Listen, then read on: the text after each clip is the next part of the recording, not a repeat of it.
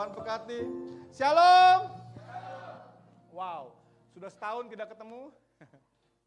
Luar biasa ya. Saya berbahagia sekali dikasih kesempatan di 2026. Bagi saya percaya setiap tahun berkat Tuhan itu selalu baru, gitu ya. Tapi bukan untuk kita, tapi untuk kita jadi vesselnya Tuhan. Kalau kita nggak usah ngejar berkatnya Tuhan. Kebajikan kemurahan belaka mengikuti kita, amin.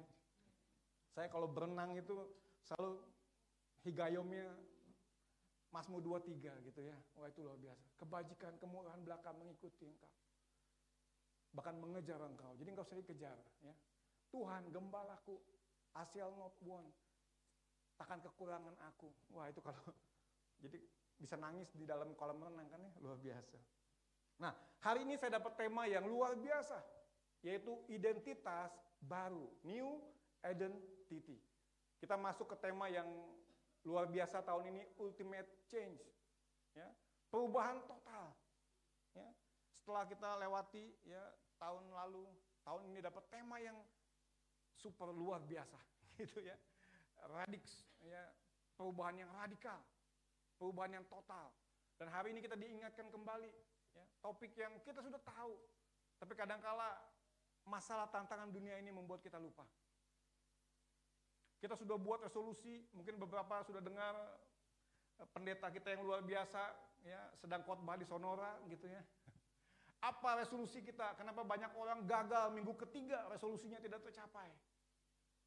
Ya, resolusi dibuat ketika akhir tahun, minggu ketiga survei membuktikan katanya 90% sudah bablas anginnya, ya, sudah pada lupa.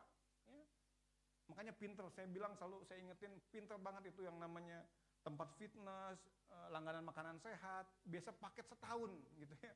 Karena dia tahu ya awal semangat itu biasanya di minggu-minggu pertama. Nah hari ini kita mau semangat itu tidak hanya seminggu pertama, 3 minggu pertama, tapi long lasting. Ya. Kenapa? Karena kita percaya kita adalah ciptaan yang baru. Jadi bukan hanya semangat kita yang baru, yang naik turun kayak roller coaster. Karena perasaan itu pasti turun naik. Tapi kalau identitas itu nempel sama kita. Siapa saya? Hari ini kita belajar siapa saya, who am I? Ya. Who am I? Nah, tapi masalahnya kita lihat slide-nya. Kalau kita lihat banyak sekali orang yang mengalami identitas palsu. Ya, kita udah tahu, yang lama sudah berlalu, yang baru sudah datang. Untuk khotbah minggu lalu, begitu ya. Yang lama sudah berlalu, yang baru sudah datang. Tapi kadangkala kita memiliki identitas yang salah. Identitas kita karena apa kata orang. Identitas kita apa karena siapa kata kita. Karena kita pun kadang-kadang salah. Tapi apa identitas kita, kata firman Tuhan. Nah ini yang kita mau dalami hari ini. Nah banyak sekali kita dapat identitas palsu. Bahkan Yesus pun dicurigai gitu ya, nggak dianggap. Ya kalau saya baca di slide nggak ada gitu ya. Ketika nyiapin minggu ini gitu ya. Saya baca dari Yohanes 1 ayat 46. Kata Natanael kepadanya, mungkinkah sesuatu yang baik datang dari Nazaret? Yohanes 1 ayat 46. Kata Natanael kepadanya, mungkinkah sesuatu yang baik datang dari Nazaret? Yohanes 1 ayat 46. Yesus aja dicurigain gitu ya. Enggak mungkin Mesias datang dari kota yang kecil, dari kota di suatu kota ya di daerah Galilea. Enggak mungkin gitu ya. Ini kota yang kecil. Kita banyak kali mengalami identitas palsu. Enggak mungkin ada orang yang dipanggil Tuhan luar biasa. Menjadi berkat bagi bangsa-bangsa. Dari GKKD Bogor gitu ya. Yang jemaatnya 3.000 nggak nyampe. 3.000 nggak nyampe. 300. Puji Tuhan gitu ya. 3.000 ya. Puji Tuhan. Mudah-mudahan itu bukan kubuat ya. Tapi nubuat ya. Enggak mungkin. Ya. Yang besar datang dari Nazaret. Enggak mungkin yang baik datang dari Nazaret. Yesus aja tidak dipercaya. Jadi kalau kita pun tidak dipercaya oleh orang lain, di label yang jelek, nggak mungkin kita berhasil. Buktinya tahun lalu kita punya janji tahun ini kita mau baca 3 pasal, 4 pasal sehari. Baru tanggal berapa ini? Tanggal 18 gitu ya. Hari Minggu tanggal 18 sudah gagal, sudah bolongnya banyak. Ya. Berjanji sama Tuhan mau hidup sehat, ternyata sudah bablas gitu ya. tantangan buat kita. Pasti banyak apa? Image yang salah. Ya. Nggak mungkin. Buktinya resolusi kamu adalah resolusi 7 tahun yang lalu. Resolusi tahun ini adalah resolusi tahun lalu yang dikopi ulang. Dan tahun lalu kopi ulang 6 tahun yang lalu dan selanjutnya. Gitu ya. Dan hidup kita adalah menghabisi tahun-tahun yang lalu yang belum tercapai. Nggak mungkin tahun ini berbeda dengan tahun yang lain. Itu kata orang. Tapi kita mau cari apa kata Tuhan buat hidup kita.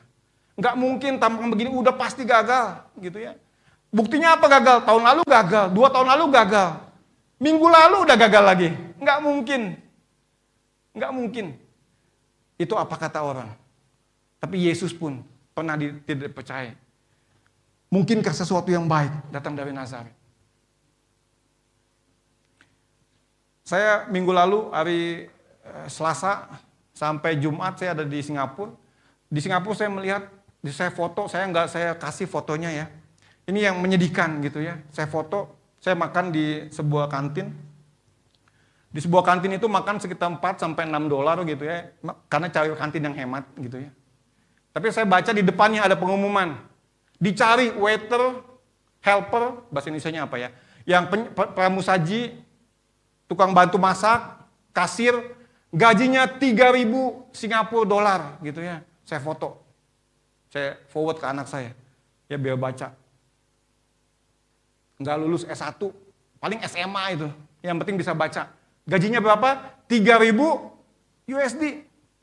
Di Indonesia kan anggaplah cincai 13.000 gitu ya. 13.000 kali 3.000 berapa? 39 juta. Gaji waitress, gaji cookers, gaji kasir 39 juta. Saya kasih tahu, lulusan UI, lulusan ITB, gaji berapa? Lumayan lah, masuk PricewaterhouseCoopers, masuk konsultan. Gaji pertama berapa? 12 juta, lumayan. Lumayan 12 juta loh. 10 juta lumayan, gede banget, itu di atas rata-rata. Rata-rata berapa? UMR Jakarta aja cuma 5 juta, betul? Ya, Jakarta cuma 5 juta, nggak nyampe 6 juta. UMR, itu apa? S1. Jadi mau SMA, mau S1, pokoknya kalau pertama kali kerja, UMR-nya 5 juta. Gitu ya. Kalau profesional tadi ya, lulusan ITB, UI, IPB, masuk ke multinational company atau konsultan asing, gajinya bisa belasan, mungkin. Tapi tetap kalah sama kasir. Alasannya anak kan kita diskusi sama anaknya, biar bisa diskusi mikir gitu ya. Tapi kan di sini biaya hidupnya mahal. Yes, memang mahal. Ya. Tapi coba hitung aja, makan anggap sehari cepeceng, 3 hari sapeceng, dapat 300.000 sekali makan, 300.000 3 kali makan, itu paling mahal lah. Ya, karena saya yakin yang 50.000 pun masih banyak, 2-3 dolar pun banyak di Singapura. Anggap 300.000 sehari, sebulan 9 juta. Ya, 30 kali 300.000, 9 juta. Masih sisa 30 juta. Tempat tinggal mahal, oke lah tempat tinggal 20 juta. Masih bisa nabung 10 juta. Itu kalau jadi cooker gitu ya, jadi waiters, jadi kasir. Coba kalau lulusan S1, minimal gaji 65 juta di Singapura. Ya. Dosen di sana minimal 70 juta ke atas itu baru masuk. Di Indonesia 10%-nya paling. Ya, perpuluhannya kita 7 juta gaji dosen.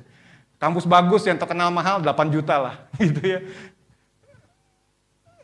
Saya bilang, apakah artinya bangsa kita inferior? Bangsa kita ada di bawah. Hati-hati dengan identitas palsu. Kita tidak dihargai oleh karena banyaknya uang kita, banyaknya tabungan kita. Kalau kita mikir secara lahiriah, secara manusia normal, kita sedih banget, kita bangsa yang menyedihkan.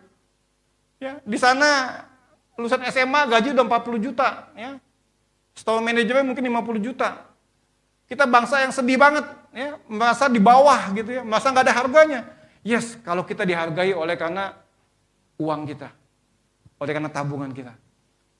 Dan itu salah. Dan kita nggak mau mengajarkan Injil yang seperti itu. Siapa saya? Saya tidak dihargai oleh karena banyaknya uang saya.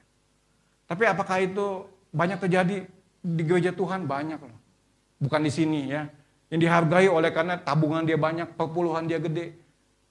Iya atau iya, di sini mah enggak. Semua sama kita dia di mata Tuhan. Hati-hati dengan apa? Identitas palsu. Kalaupun kita dikasih kesempatan kerja di Singapura, bukan karena kita mengejar itu. Gitu ya, nanti kita belajar apa yang harus kita kejar. Saya percaya bahwa bangsa Indonesia itu bangsa yang besar. Firman Tuhan katakan bangsa Indonesia pun sama dengan bangsa Singapura, bangsa Amerika, bangsa yang lain. Bangsa imamat yang raja nih. Umat kepunyaan Allah. Bangsa yang kudus bagi kita yang percaya kepada Tuhan. Itu janji Tuhan. Dan itu nggak bicara sama sekali tentang berapa dompet kita, berapa tabungan kita, berapa emas yang kita punya. Apa kata firman Tuhan? Ini yang kita mau deklarasikan. Next slide. Ini cepat aja ya. Identitas baru. Nah, ini saya percaya Galatia 6 ayat 15. Dikatakan sebab bersunat atau tidak bersunat tidak ada artinya. Yang lahiriah tidak ada artinya. Mau pakai kita bajunya bagus, bajunya mahal gitu ya. Itu bukan arti yang penting, ya, tapi yang menjadi ciptaan baru itu yang ada artinya. Saya percaya semua jemaat di tempat ini, mau kaya, mau miskin, S1, S2, S3, lulusan luar negeri, lulusan lokal, SMP, SMA gitu ya. Yang menjadi artinya adalah ciptaan baru. Pertanyaannya, apakah saya sudah ciptaan yang baru? Bukan hanya dompet kita baru, bukan baju kita baru. Ini baju saya lama ini, dari tahun ke tahun. Belum ganti-ganti. Saya adalah ciptaan yang baru. Yang lain, yang tadi itu tidak ada artinya. Karena kadang-kala identitas kita karena di mana kita ada. Kita bangga, kita karyawan yang hebat karena kita karyawan Astra. Karyawan BCA gitu ya. Bangga kita, karena identitas kita melekat kepada yang di luar kita. Nah, hari ini kita mau patahkan semua itu. Bahwa kita, yang ada artinya adalah kita adalah ciptaan yang baru. Nah, firman Tuhan katakan apa? Next slide. Ini sekilas aja, sekilas info, next slide. Nah, siapa saya? Ya. Sekalipun mungkin tabungan kita belum banyak gitu ya. Siapa kita? Kita the most high God, children of God. Kita adalah anak Allah. Siapa saya? Saya anak Allah. The son of the living God. Jadi kita nggak inferior sama negara-negara Finlandia, Singapura gitu ya. Ya biarpun pendapatan kita kecil. Kenapa? Karena semua orang yang menerimanya diberi kuasa menjadi anak-anak Allah. Setiap kita children of God, the daughter of God. Dan puji Tuhan, banyak orang mencari di luar sana ketenangan jiwa. Makin banyak masalah, makin banyak kaya raya, makin banyak duit, makin banyak tabungan. Mereka stres hidupnya. Ya. Tapi hidup kita apa? Hidup yang damai dengan Allah. Peace with God. Wow. Siapa saya? Saya yang adalah orang yang diperdamaikan dengan Allah. Siapa saya? Ya. Bukan karena titel saya, bukan karena duit saya, bukan karena kegagalan saya, karena saya pernah gagal. Saya yakin di sini semua pernah gagal. Tapi karena apa? Karena kita adalah temple in which God dwells. Karena kita adalah bait tempat Allah berdiam. The most high God yang menciptakan bumi, galaksi, antara galaksi, alam sejagat raya berkenan tinggal dalam hidup kita.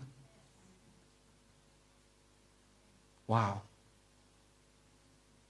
Tabungan kita yang 500 juta, tabungan kita yang 1M, 2M, nggak ada artinya dibanding Allah yang diam dalam hidup kita.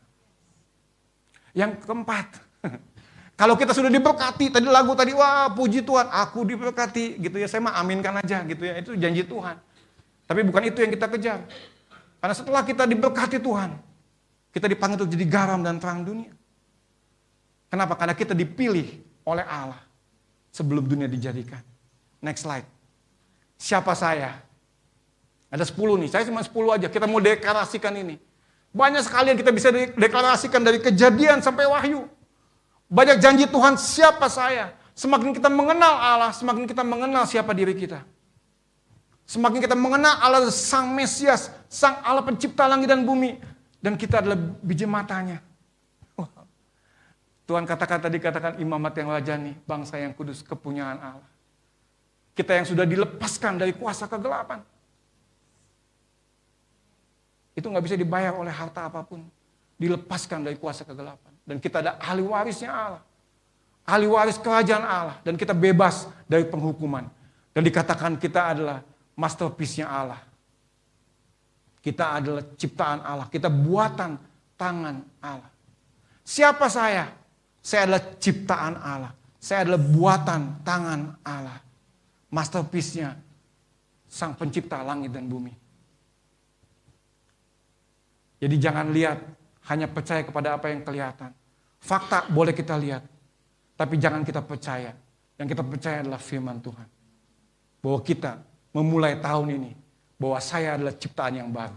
Yang lama sudah berlalu. Yang lama sudah berlalu. Aku bebas dari hukuman. Aku tidak dibawa penghakiman. Aku adalah ahli warisnya Allah. Bahkan Tuhan katakan ketika saya berdoa tadi, Tuhan katakan bahwa janji Tuhan buat kita, buat jemaat kita. Saya percaya bahwa Tuhan berjanji buat setiap kita. Saya sudah screenshot begitu ya. Saya sudah screenshot bahwa Tuhan berikan kepada kita di Yesaya 5:4 ayat 2. Bahwa kita ciptaan yang baru, ada janji Tuhan buat tahun ini, gitu ya. Ada janji Tuhan bahwa saat ini justru saatnya Tuhan. Bahwa kita melapangkan tempat kemah kita. Dan bentangkan tempat tenda kediamanmu. Jangan menghemat, panjangkanlah tali-tali kemahmu. Dan pancangkanlah kokoh patok-patokmu. Dan yang saya ingat ketika lagi di mobil tadi gitu ya. Sebab engkau akan mengembang ke kanan dan ke kiri. Bukan nambah berat badan, bukan ya. Engkau akan mengembang, engkau akan menjadi dampak lebih besar lagi. Engkau akan mengembang ke kanan dan ke kiri. Keturunanmu akan memperoleh bangsa-bangsa. Dan akan mendiami kota-kota yang sunyi. Itu janji Tuhan buat kita. Jemaat The Little Flocks yang kecil ini. Saya bilang kecil karena jemaat Tuhan yang lain ada 3.000, ada yang 30.000, ada yang 60.000. Tapi kalau Tuhan beserta kita, kita menjadi alatnya Tuhan yang perkasa. Engkau akan mengembang ke kanan dan ke kiri. Keturunanmu akan mendiami bangsa-bangsa. Dan mendiami kota-kota yang sunyi. Itu janji Tuhan. Saya percaya anak-anak pemimpin di tempat ini dikirim ke Jerman, dikirim ke Jepang, itu bukan iseng-iseng buat sekedar cari duit supaya gaji lebih tinggi gitu ya. Tapi supaya apa? Supaya keturunan kita memperoleh bangsa-bangsa. Artinya ada bangsa-bangsa yang diberkati oleh hidup kita. Ketika kita kuliah di sana, kita kerja di sana, kita nggak jadi berkat hanya buat Indonesia, tapi berkat bagi bangsa. Itu kalau Tuhan berkenan kepada kita. Kalau Tuhan berkenan kepada kita. Dan firman Tuhan katakan, Tuhan berkenan kepada kita. Karena bukan kuat dan gagah kita, Tuhan memilih kita. Bukan karena kita hebat, Tuhan memilih kita. Kita mau dalami sekarang dari ayat utama kita. Next slide.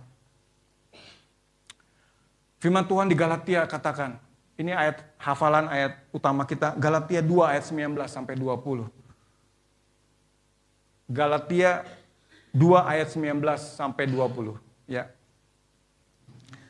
Kalau kita pahami gitu ya, bahwa Galatia mengatakan apa? Galatia mengatakan, sebab aku telah mati oleh hukum Taurat untuk hukum Taurat, supaya aku hidup untuk Allah. Aku telah disalibkan dengan Kristus. Namun aku hidup, tetapi bukan aku sendiri yang hidup, melainkan Kristus yang hidup di dalam aku. Hidup yang sekarang aku hidupi secara jasmani adalah hidup oleh iman dalam Anak Allah yang telah mengasihi aku dan menyerahkan dirinya untuk aku. Luar biasa. Ya, sekali lagi saya baca, ini luar biasa. Yang pertama dikatakan apa? Saya udah highlight hitam itu ya. Sebab aku telah mati oleh hukum Taurat. Jadi siapa saya? Saya adalah ciptaan baru. Yang Tuhan katakan, aku telah mati oleh hukum Taurat. Dan untuk hukum Taurat. Artinya apa? Bahwa kita hidup lagi dalam hukum Taurat. Kita telah mati. Ya, kita telah mati. Kita telah mati oleh hukum Taurat. Dan untuk hukum Taurat. Artinya manusia lama kita sudah mati. Ya. Identitas kita lagi tidak ditentukan oleh hukum. Ya. Tidak ditentukan oleh performa kita. Jadi yang pertama, sebab aku telah mati oleh hukum Taurat. Artinya apa? Bahwa kita hidupnya tidak ditentukan oleh hukum Taurat. Hukum Taurat mengatakan apa? Kalau kita tidak melakukan A, kita mati. Tidak melakukan B, kita tidak dikasihi Allah. Tidak melakukan C, kita tidak diberkati Allah. Itu hukum. Dan kita telah mati untuk itu. Dan old self kita, diri kita yang lama sudah mati. Artinya apa? Kita tidak hidup lagi dalam hukum Taurat. Ketika Yesus datang sudah mengenapi hukum Taurat, kita hidup dalam hukum kasih karunia. Memang tetap dalam hukum. Ada aturan dalam kerajaan, gitu ya. Aturan mainnya adalah karena aku diberkati Tuhan, aku bisa jadi berkat. Karena aku dikasihi Allah, aku bisa mengasihi sesamaku. Karena aku dikasihi Allah, aku mengasihi Allah dan aku melayani Allah. Orang yang melayani Allah belum tentu karena dasar mengasihi Allah dan dikasihi Allah. Bisa jadi dia melayani supaya apa? Supaya dia dilihat orang. Tapi hukum kasih karunia mengatakan apa? Karena saya dikasihi. Orang yang dikasihi Allah, orang yang mengasihi Allah udah pasti melayani Tuhan. Sudah pasti. Nggak mungkin dia bisa tenang kalau dia tidak melayani Tuhan. Jadi tahun ini kita mulai ciptaan yang baru. Identitas yang lama sudah berlalu, yang baru sudah datang. Bahwa kita dikasihi Allah. Sehingga kita mampu mengasihi Allah. Dan kita pasti melayani Allah. Tapi yang melayani Allah, belum tentu dia karena mengasihi Allah. Belum tentu karena dia dikasihi, merasa dikasihi oleh Allah. Tapi saya percaya di tempat ini, setiap kita, the beloved son of God, orang yang dikasihi Allah, orang yang mengasihi Allah, dan orang yang pasti melayani Allah. Itu yang pertama. Manusia lama sudah mati, jadi selamat tinggal kepada manusia lama kita. Jadi poin pertama, manusia lama telah mati. Identitas kita tidak ditentukan lagi oleh hukum dan performa. Puji Tuhan. Jadi saya tidak berlomba-lomba untuk melayani Tuhan, tidak berlomba-lomba untuk tampil supaya saya dikasihi Allah, supaya lebih diurapi Tuhan, supaya lebih diberkati Tuhan. Tidak, gitu ya. Tapi karena saya sudah diberkati Tuhan, saya sudah diurapi Tuhan, makanya saya melayani Tuhan dengan berapi-api. Saya melayani apapun tanggung jawab yang Tuhan kasih. Itu poin pertama. Poin kedua. Bukan lagi aku yang hidup, melainkan Kristus yang hidup di dalam aku. Jadi yang kedua, bukan lagi aku yang hidup, tetapi Kristus yang hidup. Christ is the center. Kristus hidup di dalam kita. Jadi pusat identitas kita berpindah. Tadi identitas kita pusatnya adalah ego kita, identitas kita pusatnya adalah diri kita, ya. Tapi Tuhan katakan apa? Bukan lagi aku yang hidup, melainkan Kristus yang hidup di dalam aku. Jadi arah tujuan hidup kita sudah bergeser, gitu ya. Kita mau kerja di mana bukan karena gajinya gede, bukan karena perusahaannya seperti apa, tapi karena Kristus yang mau saya kerja di sana. Saya mau kuliah di kampus yang terbaik di dunia, bukan di Indonesia misalnya, gitu ya. Itu bukan karena saya mau dapat gaji yang gede, tapi karena Kristus mau saya di sana. Setiap kepentingan kita, perusahaan saya mau ekspansi, perusahaan saya mau dapat sekian M tahun ini, supaya bisa jadi berkat bagi lebih banyak karyawan, banyak orang. Itu pun bukan karena egonya saya. Nah ini dia. Ya. Kristus hidup di dalam kita. Pusat identitas kita berpindah. Boleh tadi di slide yang tadi diulang sedikit? Karena pengulangan itu bagus belajarnya. Nah ini dia yang pertama ya. Manusia lama telah mati. Identitas tidak lagi ditentukan oleh hukum dan performa. Aku telah mati oleh hukum Taurat. Yang kedua tadi. Ya, next. Jadi saya bagi di WhatsApp ya. Tanya hidup kita, tanya diri kita. Yang menjadi pusat hidup kita, apakah Kristus? Apakah diri kita? Apakah setiap keputusan yang kita ambil, itu karena kita berpusat kepada Kristus? untuk kepentingan Kristus.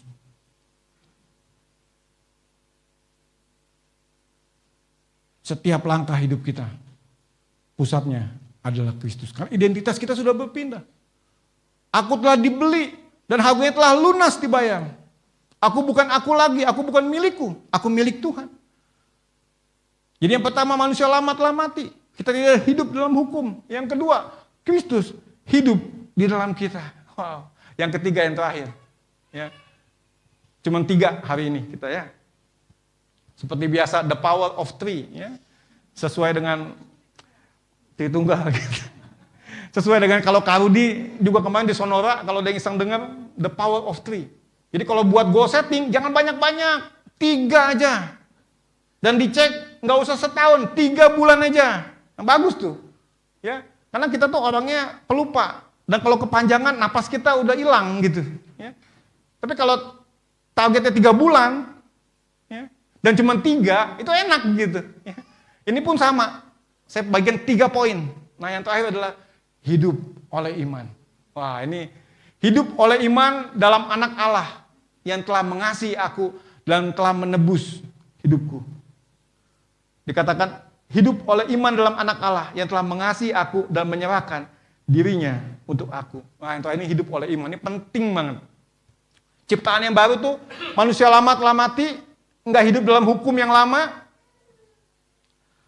Kristus adalah pusat arah tujuan hidup kita.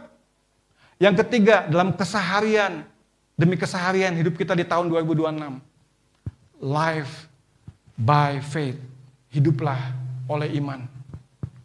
Sekarang kalau kita lihat, wah awal tahun luar biasa. Hadiah pertama, Donald Trump sudah mempenjarakan Presiden Venezuela gitu ya.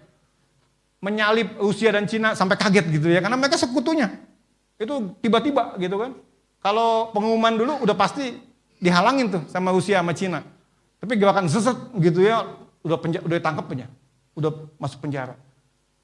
Efeknya apa bagi kita? Nah siap-siap gitu ya. Sekarang pun sudah mau caplok Greenland katanya ya. Sebagai fokus utama karena kalau itu bisa dikuasai, susah akses Rusia dan Cina untuk masuk ke Amerika. Jadi mereka mesti kuasai. Amerika berpikir itu harus dikuasai. Selain ada cadangan yang berharga banget di situ gitu ya. Ya. Tapi secara politik itu berarti banget. Ya. Dan siap-siap Iran lagi gonjang-ganjing gitu ya. Ratusan katanya ya. Tapi di sana hebat banget kalau ada macam-macam langsung internetnya mati gitu ya. Makanya paling direkam dulu kemudian dibawa, disebarin gitu ya. Kita nggak tahu faktanya. Tapi desas-desus mengatakan udah ratusan orang yang meninggal, mungkin ribuan yang sudah dibantai. Artinya apa? Gitu ya. Katanya Amerika mau nyerang, gitu ya. Mau nyerang Iran, langsung diganti supaya berganti kepemimpinannya, gitu ya. Versi Amerika pokoknya gitu ya. Tapi apakah Cina sama Rusia akan diam-diam aja? Ya. Dulu awal-awal kita sudah heboh dengan COVID, gitu ya. Sekarang hebohnya siap-siap, gitu ya. Katanya nggak jadi nyerang dari detik terakhir Amerika. Karena siap-siap katanya Iran akan bom nuklir. Kebayang kalau bom nuklir ya. Indonesia bisa apa? Bisa berdoa gitu ya.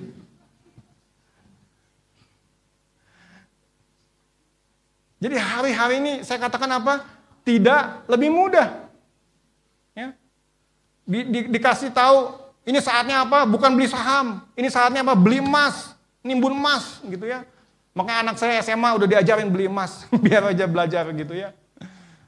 Menggunakan hikmat dunia, menguasai apa yang ada di dunia, bukan untuk kita dikuasai oleh dunia. Nah, hidup oleh iman, ini poin yang terakhir. Hari-hari semakin sulit. Ya. Mungkin dulu jualan pempek kita banyak yang beli, sekarang mungkin agak seret yang beli. Gitu ya. Mungkin loh ya, tapi saya percaya. Kalau hidup kita ini pemiliknya adalah Tuhan. Bisnis kita pemiliknya adalah Tuhan. Kita pengelolanya. Jadi kita diminta Tuhan untuk bertanggung jawab untuk mengelolanya. Tapi nggak perlu takut karena Tuhan yang memegang kapal kita. Tuhan yang memegang kemudi hidup kita. Jadi hidup oleh iman adalah hidup bersandar kepada anak Allah yang hidup. Iman kita bersandar kepada sesuatu yang tidak berubah. gonjang-ganjing boleh berubah. Info perang, info ada lagi COVID yang sekian gitu ya. COVID yang udah X gitu ya, yang udah baru lagi COVID-nya jenis baru lagi. Tapi kalau kita hidup oleh iman. Hidup oleh iman. Hidup karena percaya.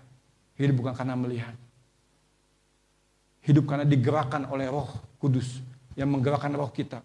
Roh kita menggerakkan jiwa kita, dan jiwa kita menggerakkan apa yang tubuh kita lakukan. Bukan kebalikannya. Kekasih-kekasih Tuhan, ini saatnya. Maka saya percaya tadi, kalau orang lain lagi gonjang-ganjing, justru janji Tuhan buat kita apa? God will crown us with a bountiful harvest, even hard pathways with abundant. Bahwa Tuhan yang memahkotai saya, memahkotai kita dengan tuaian, bahkan jalan yang sulit, Tuhan akan buat melimpah. Itu janji Tuhan. Nyatanya apa?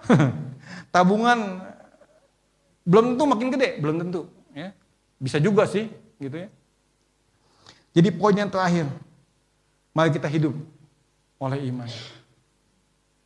Sekalipun anak kita belum berubah, tapi saya percaya keturunanmu akan memberkati bangsa-bangsa. Keturunanmu akan memperoleh bangsa-bangsa. Keturunanmu akan mighty in the land. Kalau kita lihat di sekarang, enggak kok, masih gadget mania. Tapi Tuhan berkata sekali lagi, engkau dan seisi rumahmu akan melayani Tuhan. Apa yang harus kita lakukan? Percaya sama firman Tuhan. Mari kita bangkit berdiri, kita tutup dalam doa.